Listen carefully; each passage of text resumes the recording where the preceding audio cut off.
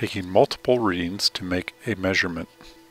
Important: the tire must be preconditioned as described in Preconditioning the Indenter of Chapter 5 of the User Manual before making the first measurement, if it has been more than 30 minutes since the last set of readings were made. Each measurement is made up of 5 to 7 readings. The following 12 steps communicate how to make one reading. Locate the RP on a test surface. Place the RP-100 series on the surface to be measured with the friction tape arrows pointed forward. Stabilize the surface reference plates by standing on them with your feet on the friction tape. Shift your weight from one foot plate to the other by standing with all your weight on one foot plate and then on the other. Then, center your weight. The clamp block lever must be on your left. The caliper must be facing squarely forward.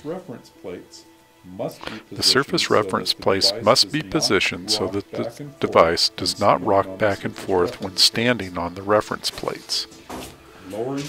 Lowering the penetrator assembly. Hold the calibration block with one hand, unclamp the penetrator assembly with the other, then lower it gently onto the surface and completely let go of the calibration block, allowing the full calibrated weight of the penetrator assembly to sit on the surface being tested. Then, rotate the clamp block lever forward position to the rearward position to lock the clamp block into position. If you drop the penetrator assembly onto the surface, the reading will not be accurate. If this occurs, raise the penetrator assembly and move to a new location on the test surface penetrator. Release any lateral shear stress on the indenter by gently lifting the spring loading handle until the indenter is in the air. Then gently lower the spring handle back down. When doing this, do not rotate the spring loading handle. The spring loading handle must remain locked during this procedure. Relieve the friction on the clamp block. Allow the penetrator assembly to settle correctly in the clamp block by unlocking the clamp block, tapping the clamp block lever against the frame of the base plate assembly in the forward position 3 times, and then relock the clamp block by moving the clamp block lever back to the rear position.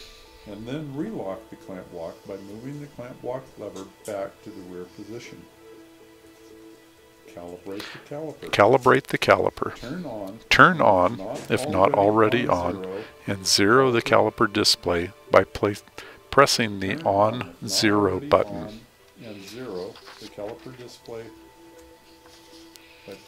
Apply spring pressure to the indenter.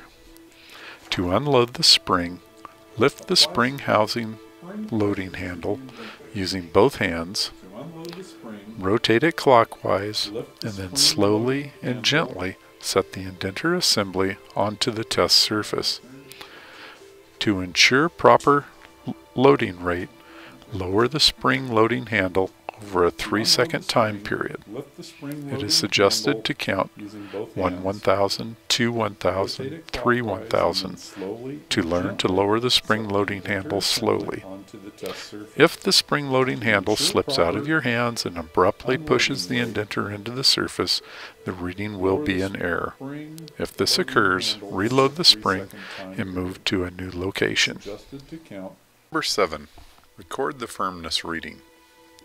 Count to 10 seconds and watch the caliper display until the reading stabilizes in the 1,000th range for 5 seconds.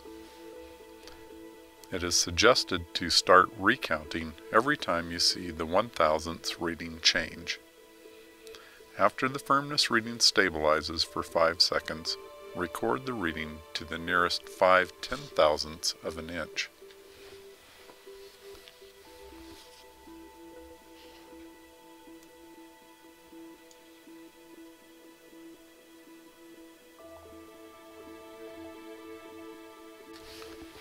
Number 8. Twist the indenter into the surface. Using an open hand, use the rotation lever to twist the indenter back and forth, left to the right, back to the left, and then to the right for a total of 4 movements. Count 1/1000 each time so that the movement does not happen too quickly or too slowly. Do not push down on the rotation lever or the spring loading handle. If you push down on the rotation lever or the spring loading handle, the reading will not be accurate. If either occurs, raise the penetrator assembly following steps 10 through 12 to move to a new location on the surface to test. Record the stability reading. Count to 10 seconds and watch the caliper display until the reading stabilizes in the 1/1000th of an inch range for 5 seconds. Again, it is suggested to start recounting every time you see the 1/1000th reading change. After the stability reading stabilizes for 5 seconds, record the reading to the nearest 5/10,000ths of an inch. Number 10. Reloading the spring.